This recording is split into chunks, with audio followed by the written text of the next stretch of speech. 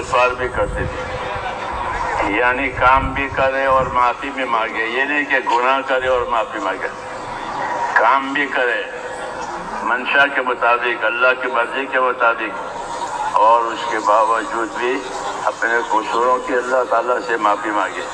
यही तरीका अल्लाह ताला को पसंद है कि अपना काम भी करना है, जिम्मेदारियों को पूरी करनी है, और फिर आखिर में अपने कमी कोताही का ध्यान करके अल्लाह ताला से उसकी माफ़ी मांगनी है। तो उस अमल के कबूल होने की उम्मीद है और कमी कसर के माफ़ होने की भी उम्मीद है।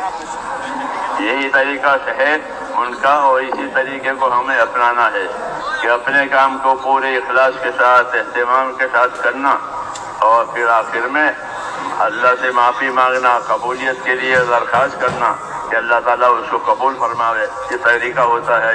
इब्राहीम अलैहिस्सलाम ने खाना कबाब बनाया, और भी और चीज़ें बनी थी, रब्बना तक़ब्बल मिन्ना, कि या अल्लाह इसे कबूल फरमा ले। तो ऐसे ही हमें भी कि अपना काम करना है और अल्लाह ताला से उसकी कबूलियत की दुआ मांगनी है।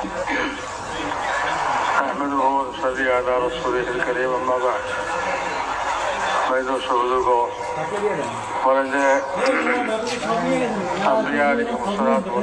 तरीका हो जाएगी जिम्मेदारी के पूरापूरी भावे एहतिमामेर संगे जिम्मेदारी के आदाय करें, काज करें, এবং সব জিম্মেদারির সঙ্গে কাজ করার পরে তারা আল্লাহ তাআলার কাছে দোয়া করেন কবুল হওয়ার জন্য, এবং নিজেদের কমি কোতাহি যা কিছু হয় এর জন্য আল্লাহ তাআলার কাছে মাফি চান, মাফ চান আল্লাহ তাআলার কাছে।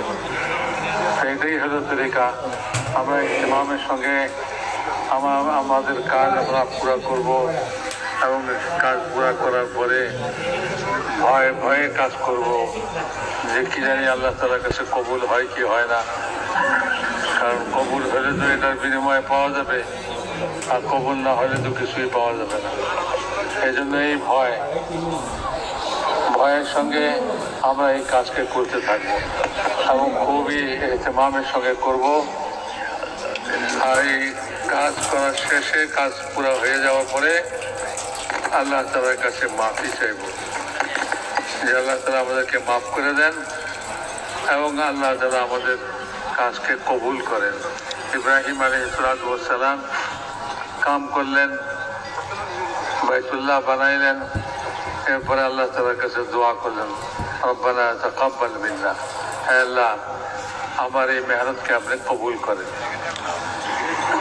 তো ঈমান ইখলাসের সঙ্গে কাজকে করতে থাকা, আর ভয়ে ভয়ে করা, আর এরপরে কাজের পরে দোয়া ইস্তেগফার করা, আল্লাহ তাআলার কাছে মাফি চাওয়া। এটাই নবীদের তরিকা। এই তরিকায় আমরা কাম করব।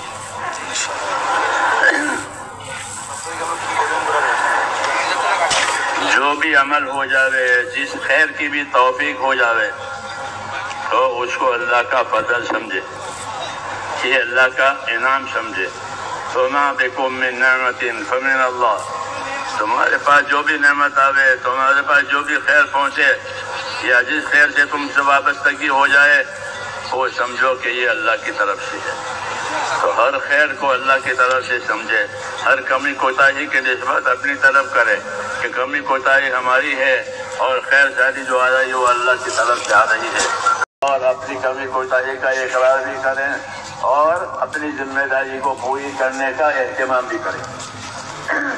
मेरे भगवान दोस्तों बुजुर्ग বলেন ভাই, যে কোনো খায়ের কাজ, ভালো কাজ, নেক কাজের তৌফিক হয়, সেটা সব আল্লাহ পাকের পক্ষ থেকে হয়। এটাই আল্লাহ তাআলার নিয়ামত। কারণ আল্লাহ তাআলার কাছে খায়ের এবং ভালাই আল্লাহ তাআলার কাছে আছে। যা কিছু আমরা দুনিয়াতে পাই, ভালো জিনিস, ভালো কাজ, ভালো করার তৌফিক, সবই আল্লাহ পাকের পক্ষ থেকে আল্লাহর তৌফিকে হয়ে থাকে, এবং আল্লাহ তাআলার নিয়ামতই মনে করতে হবে। আল্লাহ তাআলা বলেন, ওমা বিকুম মিন নি'মাতিন ফামিন আল্লাহ, যে কোনো নিয়ামত তোমাদের তোমরা পাও, সেটা সবই আল্লাহ পাকের পক্ষ থেকে। সেজন্য যা কিছু খায়ের এবং নেক কাজ করার তৌফিক হয়, সেটা আল্লাহ পাক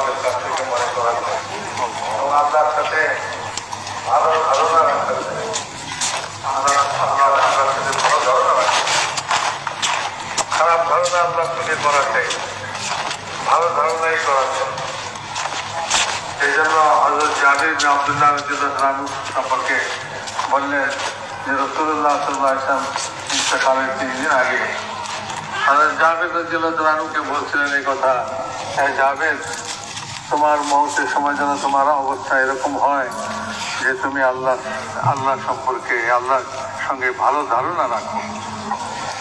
এই জন্য হাদিসের মধ্যেও আছে যে তোমরা সুসংবাদ লও এবং তোমরা এমন হালাত আর এমন অবস্থার আশা রাখো আল্লাহ পাকের পক্ষ থেকে যে হালাত দেখলে তোমাদের কাছে খুশি লাগবে। তো যে কোনো হালাতই হোক, ওই হালাতের মধ্যে আল্লাহর কাছ থেকে ভালো হালাত সামনে আসবে এ কথার আশা রাখা চাই। সেই জন্য মেরে মোহতারাম দোস্ত বলেন যে ভাই, যা কিছু আল্লাহ তাআলা ভালো কাজ করার তৌফিক দেন, নেক কাজ করার তৌফিক দেন, সেগুলি সবই আল্লাহ পাকের পক্ষ থেকে। আর এই সব নেক কাজ করার পরে নিজের কমি কোথাহি আমি যেরকম করার ছিল সেরকম আমি করতে পারি নাই, এই কথা চিন্তা করে আল্লাহ তাআলার কাছে মাফিও মাঙ্গা চাই, মাফ চাওয়া চাই। আল্লাহ সম্পর্কে আল্লাহর ব্যাপারে ভালো ধারণা রাখা চাই। তো মেরে মোহতারাম দোস্ত বুজুর্গ বলেন যে হিজরত তো খতম হয়ে গেছে, যেরকম রাসূল পাক সাল্লাল্লাহু আলাইহি ওয়াসাল্লাম ইরশাদ করেছেন, লা হিজরাতা বা'দাল ফাতহ। মক্কা শরীফ থেকে মদিনা শরীফে হিজরত করতেন সাহাবাদের জমানায়, যখন কিনা মক্কা কাফিরদের হাতে ছিল। যখন রাসূল পাক সাল্লাল্লাহু আলাইহি ওয়াসাল্লাম মক্কা জয় করলেন, বাইতুল্লাহ চাবি হাতে এসে গেল, তখন বললেন যে এখন আর মক্কা থেকে মদিনায় হিজরত আর নাই, শেষ হয়ে গেছে, যারা হিজরত করতে পারে। তো এখন আর নতুন করে হিজরত নাই। হিজরত না থাকলে কি হবে? ওই যে হিজরত তো মক্কা থেকে মদিনা পর্যন্ত বন্ধ, শেষ হয়ে গেছে, কিন্তু জিহাদ এবং নিয়ত বাকি রয়েছে। দিনের জন্য মেহনত করা এবং এটার জন্য নিয়ত করা, এটা কিয়ামত পর্যন্ত বাকি থাকে। তো মানুষ এই দিনের জন্য মেহনত করবে, দিনের জন্য মেহনত করার নিয়ত করবে, তো এটা বাকি আছে। কাজে আমরা যেটা করবো সেটা হলো এই দিনের নুসরতের জন্য আমরা তৈরি হয়ে যাব। এই জন্য বলেন যে ভাই, নুসরত এখন যেটা মেহনত হবে এটা হলো দিনের নুসরত করা, দিনের সাহায্য করা। আর এই নুসরতও বহুত বড় জিনিস। রাসূল পাক সাল্লাল্লাহু আলাইহি ওয়াসাল্লাম ইরশাদ করেছেন যে যদি হিজরত না হইতো, অর্থাৎ রাসূলুল্লাহ সাল্লাল্লাহু আলাইহি ওয়াসাল্লাম তো মক্কাবাসী, তিনিও তো হিজরত করে মদিনায় গেছিলেন, তো উনিও মুহাজির। তো যদি এরকম না হইতো, হিজরত না হইতো, তাহলে আমি আনসারদের মধ্যে থেকে একজন হইতাম। অর্থাৎ মদিনাবাসী যারা দিনের নুসরত করছে, আমিও তাদের মধ্যে থেকে একজন হইতাম। তো হয় হিজরত শেষ হয়ে গেলে তো এখন নুসরত বানা। রাসূলুল্লাহ সাল্লাল্লাহু আলাইহি ওয়াসাল্লাম বলেন যে এখন জিহাদ আর নিয়ত বাকি আছে। জিহাদ করবে মানে সে দিনের নুসরত করবে, এটার জন্য মেহনত করবে। রাসূলুল্লাহ সাল্লাল্লাহু আলাইহি ওয়াসাল্লাম নুসরতের বড় ফজিলত পাঠাইছে। আবার যে নুসরতের সত্যিকার অর্থ হলো, আবিধানিক অর্থ হলো পানি দেওয়া, জমিনে পানি দেওয়া। একটা শুকনা জমিনে পানি দিলে ওই জমিনের মধ্যে যে যোগ্যতা আছে, কোন জমিন আছে ধান পয়দা করে, কোন জমিন আছে গম পয়দা করে, কোন জমিন আছে জাফরান পয়দা করে, বিভিন্ন যোগ্যতাওয়ালা জমিন আছে। পানি না থাকলে শুকায় পড়ে থাকে, ওটার যোগ্যতা প্রকাশ পায় না। যখন ওটার মধ্যে পানি দেওয়া হয় তো প্রত্যেক জমিন তার ভিতরে যে যোগ্যতা আছে সে যোগ্যতাকে জাহির করে। ধানি জমিনে ধান বাইর করে, গমের জমিনে গম বাইর করে, জাফরানের জমিনে জাফরান বাইর করে। প্রত্যেক জমিনের মধ্যে যে যোগ্যতা আছে এটা পানি ছাড়া শুকায় থাকে, পানি দিলেই ওটার ভিতর থেকে যোগ্যতা বাইর হয়। এমনি ভাবে মেরে মোহতারাম দোস্ত, আমরা যে ইজতেমা এক জায়গায় একত্র হই, বলে আমাদের ইজতেমাই জিন্দগি, জমাত আকারে যে আমরা আল্লাহ রাস্তায় যাই, তো আমাদের ইজতেমাই জিন্দগিটা হলো নুসরতের জিন্দগি। আমরা এই ইজতেমাই জিন্দগি নুসরতের জিন্দগি। আর আমাদের ব্যক্তিগত জিন্দগি, আমাদের ব্যক্তিগত জিন্দগিতে আমরা সুন্নত শরীয়তের উপরে নিজে সুন্নত শরীয়তের উপরে জমে থাকি, এটার উপরে ইস্তেকামত থাকবে আমার, যে আমি এটা থেকে বিচ্যুত হব না। সুন্নত শরীয়তের উপরে চলবো। আমার ব্যক্তিগত জীবনে আমি সুন্নত শরীয়তের উপরে চলবো। আর ইজতিমাই জিন্দেগি যেটা হবে, জামাত আকারে আল্লাহ রাস্তা বের হওয়া, জামাত আকারে এখানে একত্রিত হওয়া, এই সব কিছু দ্বীনের নুসরতের জন্য। তো আমাদের ইজতিমাই জিন্দেগি নুসরতের জিন্দেগি, আর আমাদের ব্যক্তিগত জিন্দেগি হলো যে ইত্তেবাই শরীয়ত এবং সুন্নতের জিন্দেগি। সুন্নত শরীয়তকে ইত্তেবা করবো, সুন্নত শরীয়তের অনুসরণ করবো, এটাকে মেনে চলবো, আর এটার উপরে আমরা জমে থাকবো। সেই জন্য মেরে মহতারাম দোস্তার বলবো যে আমাদের কাজ এখন বাকি রয়ে গেছে, সেটা হলো পুরো উম্মত কিয়ামত পর্যন্ত দ্বীনের নুসরত করতে বলা হয়। নিয়ত করবে, নুসরত করবে, রাসূলে পাক সাল্লাল্লাহু আলাইহি ওয়াসাল্লাম।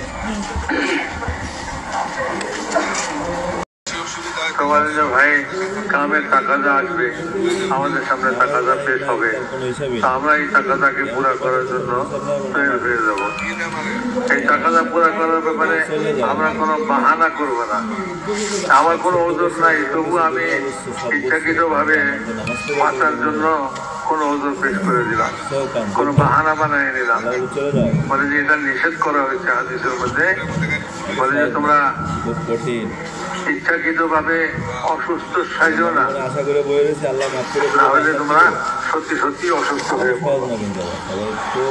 মানুষ নিজেকে অসুস্থ সাজায় রাখে, মানে আমি খুব অসুস্থ, অসুখ নাই, কোনো অসুখ নাই, কিন্তু নিজেকে অসুস্থ জাহির করে, ফলে এই বাহানা করে। যখন সে বাহানা করে নিজেকে অসুস্থ সাজাবে, তো সত্যি সত্যি সে অসুস্থ হয়ে পড়বে। তামারাদু ফাতামরাদু, এই হাদিসের শব্দ হলে এই নিজেকে অসুস্থ জাহির করো না বাহানা হিসাবে, তাইলে কিন্তু তুমি সত্যি সত্যি অসুস্থ হয়ে পড়বা। তা আগে অসুখ ছিল না, এখন অসুখ হয়ে গেছে, বাহানা করাতে হবে। সেই জন্য ভাই, যে কোনো তাকাজা আসে আমরা বাহানা করবো না, আমরা আল্লাহর সঙ্গে সাচ্চা থাকবো। আল্লাহ তো আমাদের ভিতর বাহির সবই জানে, আমার ওজোর সব কিছুই আল্লাহ তাআলা জানে। এই যে আল্লাহর সঙ্গে সাচ্চা থাকবো, সত্যবাদী থাকবো। রাসূলুল্লাহ সাল্লাল্লাহু আলাইহি ওয়াসাল্লাম সম্পর্কে কি বলছে? যা বিশিষ্ট রাসূলুল্লাহ সাল্লাল্লাহু আলাইহি ওয়াসাল্লাম সত্য নিয়ে আসেন। তো হুজুর সাল্লাল্লাহু আলাইহি ওয়াসাল্লাম যা দিয়ে গেছেন সেটা হলো সত্য জিনিস। আর আমরাও সব সময় আল্লাহর সঙ্গে সত্যবাদী হয়ে থাকবো, যে আল্লাহ আমার সব অবস্থাকে জানেন। আমি যে সামনে মানুষকে দেখে মিথ্যা কথা বলতেছি, কিন্তু আল্লাহ তো এটা আসলে আল্লাহ তো জানে, আল্লাহর সঙ্গে মিথ্যা বলা হয়েছে। সেই জন্য ভাই বলে যে আল্লাহর সঙ্গে আমি সত্যবাদী থাকবো, আল্লাহর কাছে আমি সত্যবাদী থাকবো। আল্লাহ যেন কখনো এই কথা না বলেন যে তুমি তো মিথ্যা কথা বলছো, তুমি তো ভালোই ছিল, তোমার কোনো ওজোর ছিল না, কিন্তু তুমি মিথ্যি ওজোর বানাইছো। এই জন্য ভাই কাজের তাকাজা আমাদের সামনে আসবে। মেরে মহতারাম দোস্ত বুজুর্গ, বলে যে আল্লাহ তাআলার সিদ্ধান্ত হলো যে আল্লাহ দ্বীনের নুসরত করবে, আল্লাহ অবশ্যই তাকে নুসরত করবে, তাকে সাহায্য করবে। ওয়ালা ইয়ানসুরান্নাল্লাহু মান ইয়ানসুরু, তাকিদের শব্দের সঙ্গে আল্লাহ তাআলা কোরআন পাকের মধ্যে বলছেন এই কথা, যে আমি অবশ্যই তার সাহায্য করব যে আমার দ্বীনের সাহায্য করবে। দ্বীনের নুসরত করনে वाला, তার জন্য আল্লাহ তাআলার সিদ্ধান্ত হলো যে তাকে আল্লাহ তাআলা অবশ্যই সাহায্য করবেন, নুসরত করবেন। মেরে মহতারাম দোস্তার বুজুর্গ, এই নুসরত গায়েবের মধ্যে আছে, সামনে নাই, কিন্তু আল্লাহ তাআলার ওয়াদা, আল্লাহ তাআলার সিদ্ধান্ত, আল্লাহর সিদ্ধান্ত। আমি আপনার মতো মানুষের সিদ্ধান্ত নয়, আল্লাহ সিদ্ধান্ত দিতেছেন, আল্লাহ সিদ্ধান্ত করতেছেন। ওয়ালা ইয়ানসুরান্নাল্লাহু মান ইয়ানসুর। হযরত মাওলানা ইলিয়াস সাহেব রাহমাতুল্লাহ আলাইহি বলতেন যে আল্লাহ তাআলার নুসরত হক, আর এটা গায়েবের মধ্যে আছে। আল্লাহ তাআলার নুসরত এবং সাহায্য যেটা, এটা কোথায় আছে? গায়েবের মধ্যে আছে, সামনে নাই। যে দেখায় বলবো যে ওই যে আগে বড় আর ওটা চলে গেল, এরকম না। নুসরত গায়েবের মধ্যে। আল্লাহ তাআলার নুসরত হক, সত্য, অবশ্যই হবে, আর গায়েবের মধ্যে আছে। কখন হবে? বলে যে একেবারে ঠিক সময় যখন প্রয়োজন তখনই হয়ে যাবে। মিসাল আর উদাহরণ দিতেছেন যে দেখুন বদরের সময় রাসূলুল্লাহ সাল্লাল্লাহু আলাইহি ওয়াসাল্লাম এবং সাহাবায়ে কেরাম যে জায়গাতে ছিলেন সেই জায়গাতে কোনো পানি ছিল না, আর জমিনও নরম ছিল, বালুর জমিন ছিল, পাও জমতো না। তো যখন সাহাবায়ে কেরাম হুজুর সাল্লাল্লাহু আলাইহি ওয়াসাল্লামের সঙ্গে বদরে গেলেন, সেখানে সাহাবারা বললেন, ইয়া রাসূলুল্লাহ, আমরা আপনার সঙ্গে আছি, আপনি যা বলবেন তা করুন। আপনি যদি বলেন সমুদ্রে ঝাঁপায় পড়ো, আমরা সমুদ্রে ঝাঁপব। সাঁতার জানি না জানি সেটা নয়, আপনি ঝাঁপায় পড়তে বলছেন ঝাঁপায় পড়বো, সাঁতার জানলেও ঝাঁপায় পড়বো, না জানলেও ঝাঁপায় পড়বো, এই আর কি। তো মেরে মহতরম দোস্ত, সাহাবায়ে কেরাম যখন তাদের দৃঢ়তা দেখাইলেন যে আমরা রাসূলুল্লাহ সাল্লাল্লাহু আলাইহি ওয়াসাল্লাম যা বলবেন তা করতে চাই, আজ আমরা যা বলতে চাই, অথচ তাদের কাছে কোনো হাতিয়ার নাই, অস্ত্র নাই। তারা দেখতেছেন সামনে শত্রু যারা, তারা সমস্ত অস্ত্র শস্ত্র সহকারে আছে, নির্ঘাত মৃত্যু। তাদের সঙ্গে মোকাবেলা করা মানে একেবারে মরে যাওয়া। ওদের কাছে তলোয়ার আছে, অস্ত্র আছে, সবকিছুই আছে, আমার কাছে কিছুই নাই। তো খালি হাতেও তলোয়ারের মোকাবেলা করা মানে কি? মরে যাওয়া। তো মেরে মহতরম দোস্ত, এরকম পরিস্থিতিতে সাহাবায়ে কেরাম বলতেছেন এই কথা, ইয়া রাসূলুল্লাহ, আপনি যা বলবেন তা করবো, আমরা আপনার হুকুমের চাপে। আপনি যদি বলেন সমুদ্রে ঝাঁপায় পড়ো, তা আমরা সমুদ্রে ঝাঁপায় পড়ব। তো সাহাবায়ে কেরাম এরকম দৃঢ়ভাবে সেখানে আছে। তো এরকম অবস্থার মধ্যে রাত্রিবেলায় বৃষ্টি হইল, বৃষ্টি হইয়া জমিন, বালুর জমিন জমে গেল। আর সাহাবায়ে কেরাম যে পানি ছিল না, ওনারা হাউস বানায় বানায় পানি জমা করে দিল। আল্লাহ তাআলার মদদ এসে গেল। আর কি, যখন যুদ্ধ শুরু হলো, ফেরেশতা নাযিল করলেন আল্লাহ তাআলা, সাহাবাদের পক্ষ হইয়া ফেরেশতারা যুদ্ধ করল। তার কি লাগে? তো মেরে মহতরম দোস্ত বুজুর্গ, তো আগে থেকে এই কথা বলে নাই, দেখায় দেয় নাই যে এরকম ভাবে ফেরেশতা নামবে, এরকম ভাবে বৃষ্টি হবে না। আল্লাহ তাআলার মদদ, এটা তো হক সত্যি, কিন্তু এটা গায়েবের মধ্যে আছে। ওই গায়েবের উপরে ইয়াকিন করে তুমি যখন আল্লাহ তাআলার নুসরত এবং আল্লাহ তাআলার মদদ, সাহায্য, দিনের সাহায্যের জন্য তুমি তৈরি হবে, তো অবশ্যই আল্লাহ তাআলার সাহায্য আসবে। যে ভাই, কাজও করতে হবে, জিম্মেদারি আদায় করতে হবে, পুরা করতে হবে, আর সাথে সাথে দোয়াও করতে হবে, আল্লাহর কাছে দোয়া চাইতে হবে। কারণ আমরা যেটা কাজ করি, আমরা যা কিছু করি, এগুলির দ্বারা কিছু হবে না যতক্ষণ পর্যন্ত আল্লাহ তাআলা এটাকে পুরা না করবেন এবং এটাকে কবুল না করবেন, তো এটার কোনো ফলাফল হবে না। এই জন্য একদিকে কাজও করতে হবে, আবার আরেকদিকে দোয়াও করতে হবে আল্লাহ তাআলার কাছে। তো মেরে মহতরম দোস্ত, আল্লাহ তাআলা দোয়া একটা জিনিস দিয়েছেন, মুমিনের হাতিয়ার। হাদিসের মধ্যে আসছে, মুমিনের হাতিয়ার হলো দোয়া, মুমিনের অস্ত্র হলো দোয়া।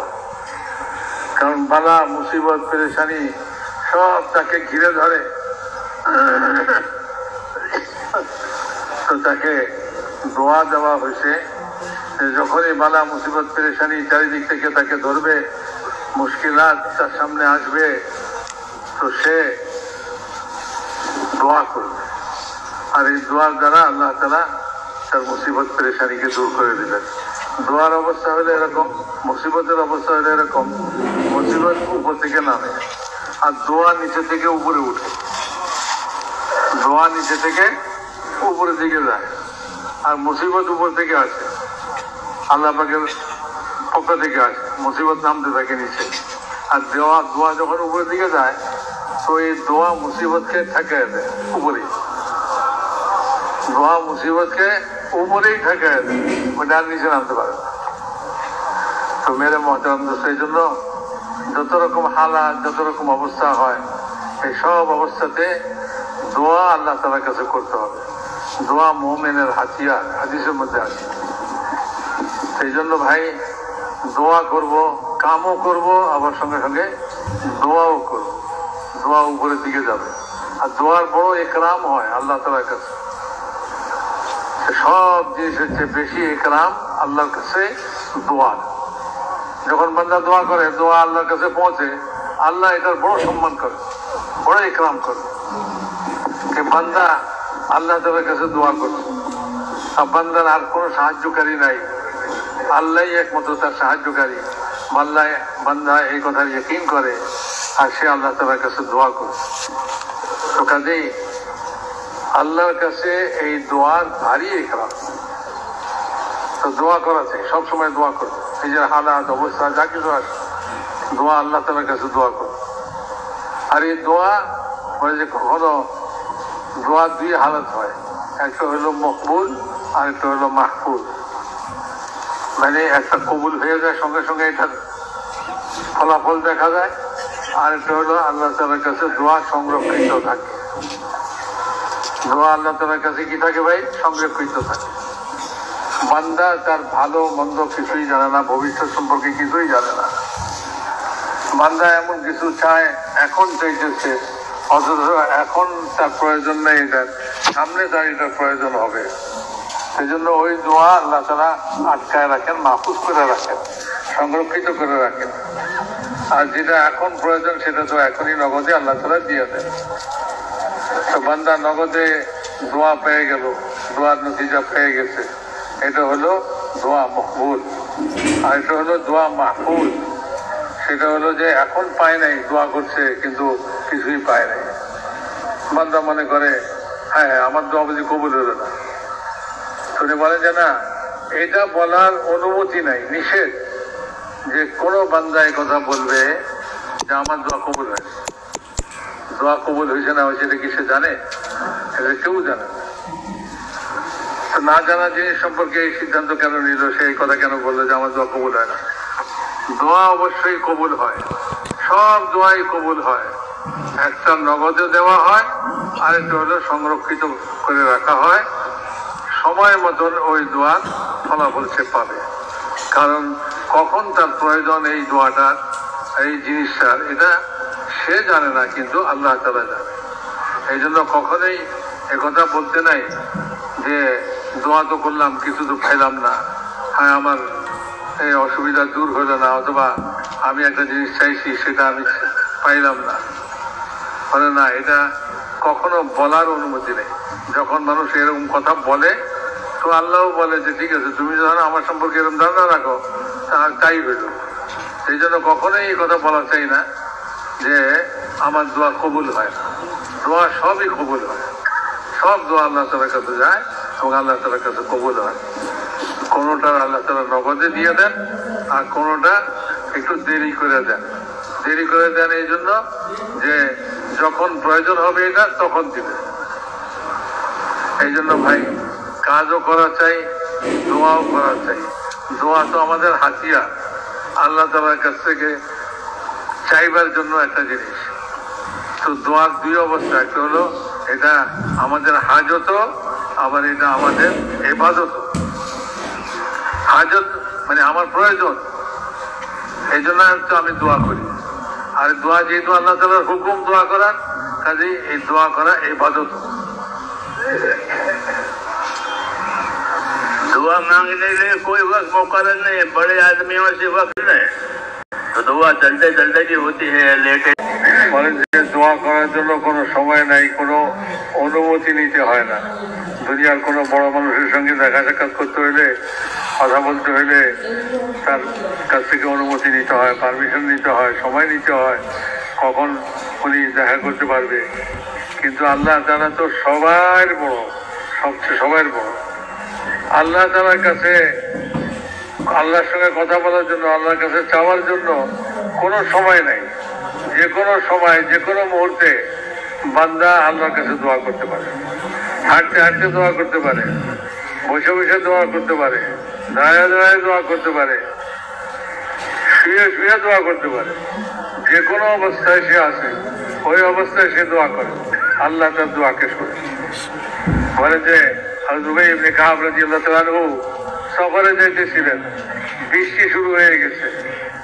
জামাতের এক অংশ সামনে, এক অংশ পিছনে, পিছনের অংশ উবাই ইবনে কাব রাদিয়াল্লাহু তাআলা। তো উনি বৃষ্টি হইতেছে, তো উনি দোয়া করছেন, আল্লাহ আমার উপরে যেন বৃষ্টি না পড়ে, আমারে বৃষ্টি থেকে বাঁচিয়ে দেয়।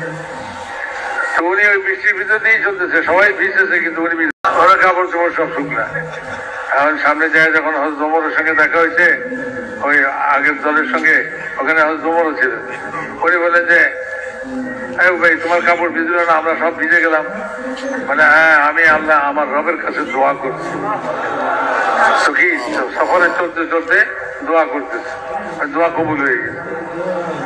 এই জন্য মেরে মহতারাম দোস্ত বলেন যে আল্লাহ তাআলা তো সবার বড়। আল্লাহ তাআলা তার মেহেরবানি, তার করম, এইটা এত বিশাল, এইটা দিয়েই মানুষ বুঝতে পারে যে আল্লাহ কত। আল্লাহর করম হলো এই যে আল্লাহ বান্দার দোয়া সর্বাবস্থায় শুনেন, সর্বাবস্থায় শুনেন। কোনো পারমিশন নেওয়া লাগে না, কোনো টাইম নেওয়া লাগে না। দুনিয়ার বড়দের কাছ থেকে তো তার কাছে কথা বলতে হলে টাইম নেওয়া লাগে, কিন্তু আল্লাহর কাছ থেকে কোনো টাইম নেওয়া লাগে না। যে কোনো মুহূর্তে, যে কোনো সময় সে দোয়া করবে, আল্লাহ তারা তৈয়ার আছেন তার দোয়া শুনবার জন্য। দোয়া মাঙ্গেঙ্গে ইনশাআল্লাহ। বলে যে ভাই দোয়া কামও করতে থাকবো, দোয়াও করতে থাকবো। রাসূলুল্লাহ সাল্লাল্লাহু আলাইহি ওয়াসাল্লাম আমাদেরকে দোয়াও শিখাইছেন, সর্বাবস্থার দোয়া শিখাইছেন, আজীব আজীব দোয়া শিখাইছেন। এরকম দোয়া শিখিয়েছেন যে আল্লাহ হঠাৎ করে আমাকে ভালো জিনিস দিয়ে দেন, হঠাৎ হঠাৎ পেয়ে গেলাম, খুশি হয়ে হঠাৎ খুশি হয়ে গেলাম। আবার হঠাৎ করে যে কোনো মুসিবত পেরেশানি আসে, এই হঠাৎ করে আসার থেকে আপনি আমাকে বাঁচান। আল্লাহুম্মা ইন্নী আসআলুকা মিন ফুজাআতিল খায়র ওয়া আউযু বিকা মিন ফুজাআতিশ শার। দোয়া শিখেছে হাদিসের মধ্যে যে হঠাৎ করে কোনো বুড়া এবং অপছন্দনীয় জিনিস আসে, এটা থেকে পানা চাওয়া দরকার কাছে। আর হঠাৎ করে খায়ের আসুক, ভালাই আসুক, হঠাৎ করে আসুক, আরে আমার ধারণাও ছিল না, হঠাৎ করে এসে গেছে, এটাতে একটা মানুষের খুশি লাগে। তো এটাও চাইতে বলছে আল্লাহ তাআলার কাছে। তো রাসূলুল্লাহ সাল্লাল্লাহু আলাইহি ওয়াসাল্লাম দোয়ার তালিম দিয়েছেন, দোয়া করা, দোয়া করতে বলছেন, দোয়া শিখাইছে। कोई भी जबान में दुआ मांगो कबूल हो जाएगी। अपनी जबान में मांगो, अरबी जबान में मांगो, कोई भी जबान, अल्लाह को सब मालूम है किसकी क्या मुराद है। लेकिन हुजूर सल्लल्लाहु अलैहि वसल्लम ने हमें दुआएं सिखाई है, दुआओं के तरीके बताए हैं। हाँ, दीन सीखने का मतलब ये है कि दुआएं भी सीखें, दुआ मांगने के तरीके भी सीखें। कि दुआ मांगने का तरीका बताया, दुआ मांगने का तरीका बताया कि अल्लाह ताला से दुआ मांगनी है तो अल्लाह ताला की तारीफ करो, पहले हुजूर सल्लल्लाहु अलैहि वसल्लम पर दुरूद पढ़ो, और फिर अपने लिए, उम्मत के लिए माफ़ी मांगो, और फिर अपनी मुराद मांगो। দোয়া যে কোনো ভাষায় করতে পারে, যে কোনো ভাষায় দোয়া করতে পারে। ভাষাও তো আল্লাহরই সৃষ্টি, আল্লাহ সবাই মনের কথা জানে। আরবি ভাষারও ভাষা ওনাদেরও মনের কথা জানে, বাংলা ভাষা ওনাদেরও মনের কথা জানে, সবাই মনের কথা আল্লাহ তাআলা জানেন। কাজে যে কোনো ভাষাভাষী হোক না কেন, যে কোনো ভাষায় আল্লাহ তাআলার কাছে দোয়া করা যায়।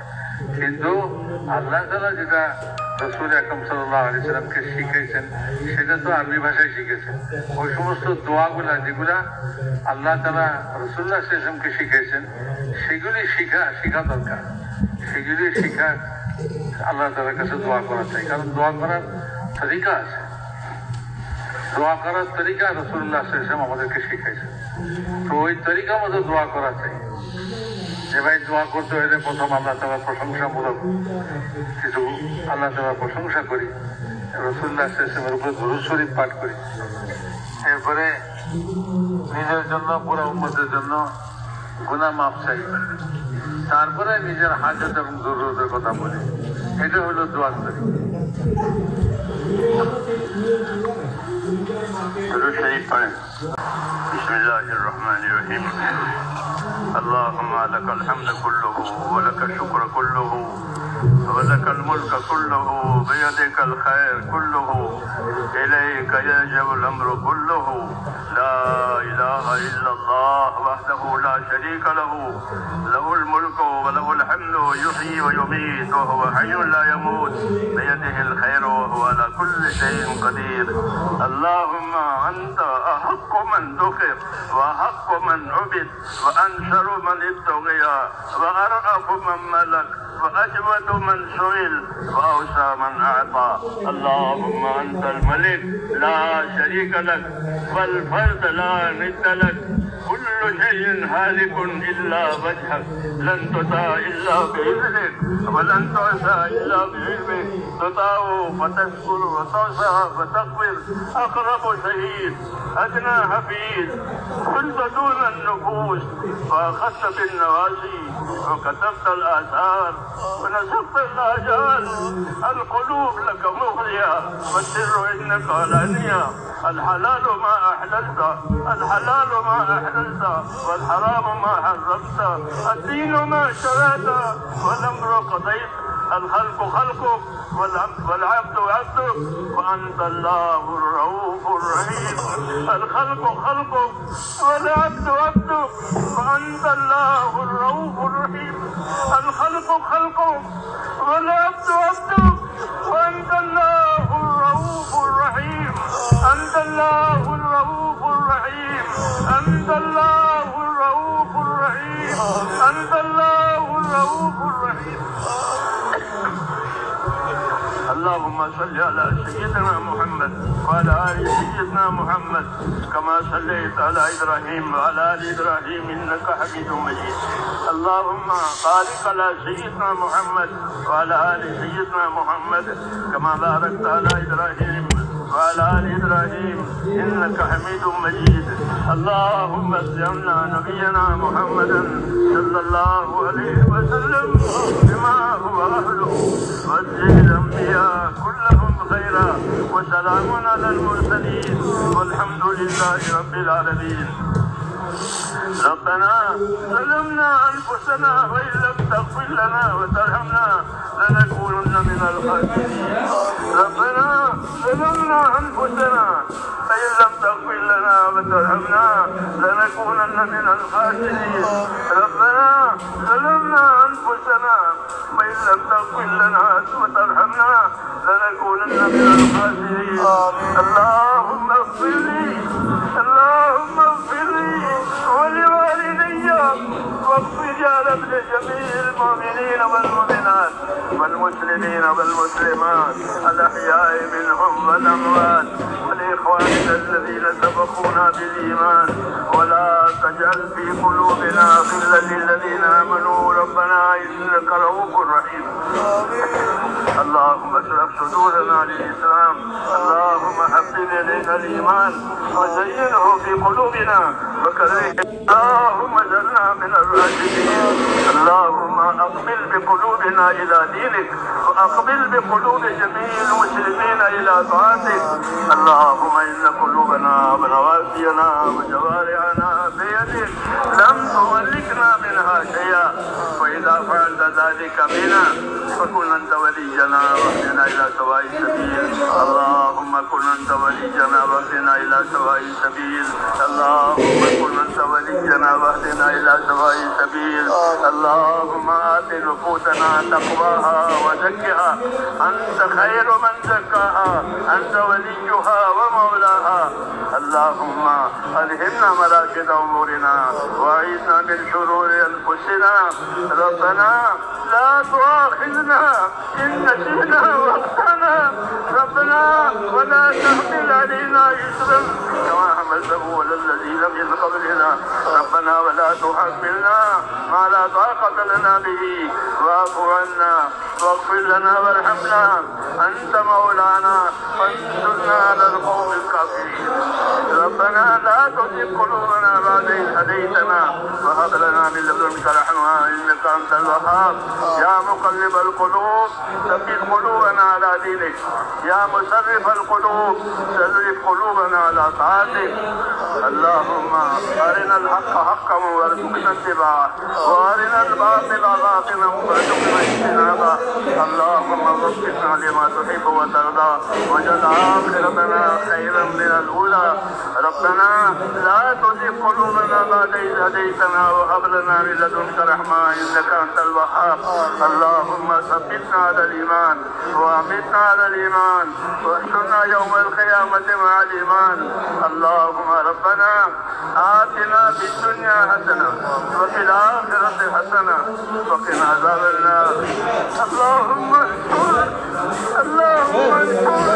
من نزل دين محمد صلى الله عليه وسلم وجعلنا منهم اللهم انصر من نزل دين محمد صلى الله عليه وسلم وجعلنا منهم اللهم انصر من نزل دين محمد صلى الله عليه وسلم وجعلنا منهم اللهم أيد الإسلام وأنصاره اللهم أيد الإسلام وأنصاره اللهم أيد الإسلام وأنصاره وأذل الشرك وأشراره اللهم أذل الشرك وأشراره اللهم أذل الشرك وأشراره اللهم إنا نجدك في نحورهم ونعوذ بك من شرورهم اللهم إنا نجدك في نحورهم ونعوذ بك من شرورهم ربنا لا تجعلنا فتنة للقوم الظالمين ربنا لا تجعلنا فتنة للقوم الظالمين ربنا لا تجعلنا فتنة للقوم الظالمين ونجنا برحمتك من القوم الكافرين ونجنا برحمتك من القوم الكافرين فاطر السماوات والأرض أنت ولينا في الدنيا والآخرة توفنا مسلمين والحقنا بالصالحين توفنا مسلمين والحقنا بالصالحين غير خزايا ولا ندامة ولا مفتونين ربنا آتنا في الدنيا حسنة وفي الآخرة حسنة وقنا عذاب النار اللهم من أراد بالإسلام خيرا وبالمسلمين خيرا ووفقه كل خير وجعلنا منهم اللهم من أراد بالإسلام خيرا وبالمسلمين خيرا ووفقه كل خير وجعلنا معهم اللهم من أراد بالإسلام شرا وبالمسلمين شرا اللهم خذهم أخذ عزيز مقتدر اللهم خذهم أخذ عزيز مقتدر اللهم إنا مسلمين لما تحب وترضى من القول والعمل والفعل والنية والهدى إنك على كل شيء قدير اے اللہ ہماری مغفرت فرما اے اللہ ہماری پوری امت کی پوری مغفرت ہم تیرے دربار میں یہ قراری مجرم ہیں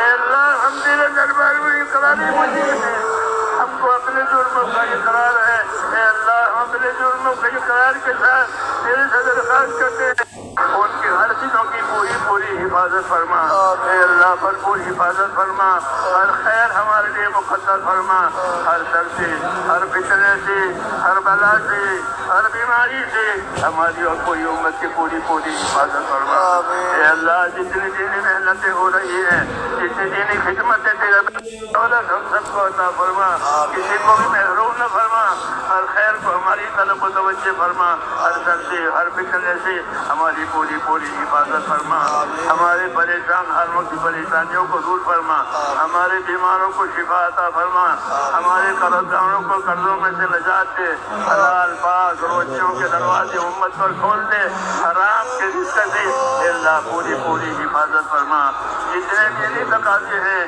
اور جتنی دینی ضرورتیں ہیں اے اللہ ان سب تقاضوں کو پورا فرما جتنے اجتماع ہونے جا رہے ہیں آئندہ ہونے والے ہیں ان تمام میں برکت عطا فرما قبولیت عطا فرما پورے عالم میں حق اور ہدایت کا عام ہونے کا ذریعہ فرما اور جتنی دینی خدمتیں ہو رہی ہیں مکاتب میں مدارس میں مساجد میں ان تمام خدمتوں کو قبول فرما مخلصین کو اس کو جمع فرما اور ان کی بھرپور مدد فرما اے اللہ ایمان کی اور اسلام کی جو بھرپور خیر ہے وہ ہم سب کو عطا فرما اللہم آت نفوسنا تقواها وزکها انت خیر من زکاها انت ولیها ومولاها اللہم آتنا افضل ما تؤتی عبادك الصالحین اللہم آتنا افضل ما تؤتی الناس من المال والأهل والولد غیر ضال ولا مضل واجعل الحیاة زیادة لنا في كل خیر واجعل الموت راحة لنا من كل شر یا اللہ ہمارے اجتماع کو قبول فرما